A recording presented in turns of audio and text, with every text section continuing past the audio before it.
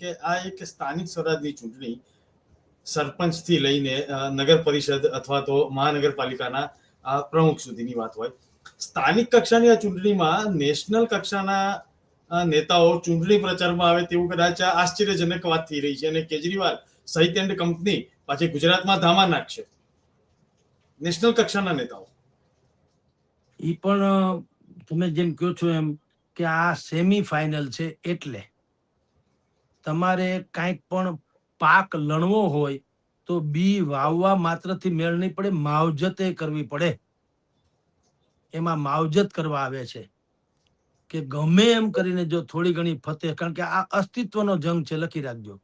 આમ સેમીફાઇનલ ગણાય છે, પણ વિપક્ષો માટે, કોંગ્રેસ અને આમ આદમી બે માટે કહું છું. ભાજપ તો છે તમારી સામે 30 વર્ષથી, એટલે એને આપણે સત્તા ઉપર છે તો છે.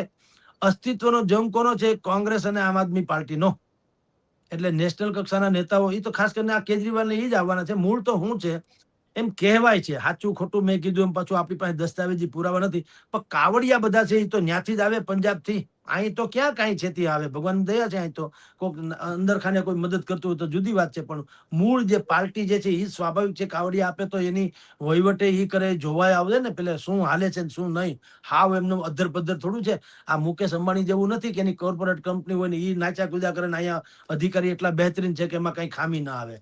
અહીં તો તક મળે એ ગમે ત્યારે ગમે થઈ શકે એવી સંભાવના છે. એટલે એ કાવડિયા લેવા દેવાના બાને કે સંગઠનમાં કોણ છે, કોણની ટિકિટ આપી બરાબર છે કે નહીં, કોઈએ કઈ ઇધર ઉધર કર્યું છે કે નહીં, એ બધું જાણવા જૂટવા આવે. પણ એની કોઈ ઇમ્પેક્ટ હું નથી જોતો. કોઈએ આવવું ન જોઈએ એવડા મોટા નેતાઓ. આ સ્થાનિક કક્ષાનું છે, ગામની વાતો છે તો ગામની વાત ગામનો જ માણસ કઈ હક છે. કઈ ગામના સરપંચની ચૂંટણીમાં ઉભો હોય એ એમ ન કે હવે ગમે એમ થાય, જો મને જીતાડી દેશો તો હું ઇઝરાયલમાંથી અરે આ ઈરાનમાંથી હોર્મુઝ સ્ટ્રેટ જે છે એમાંથી આપણે વાણ કઢાવી દઈએ. એટલું બધું થોડું હોય, એને હું લેવા દેવા. ગામનો ગોંદરો સારું કરી દે, હવેડા ફરકા કરી દે, નિહાળના ઓટલા કે નિહાળના રૂમ જર્જરી હોય તો ઈ સારું કરી દે. 7/12 દાખલા વખતે તલાટી મંત્રી ગામમાં રહે અથવા તો રેગ્યુલર અપડાઉન કરે, એવી વ્યવસ્થા, એવી નાની નાની વાતો હોય એની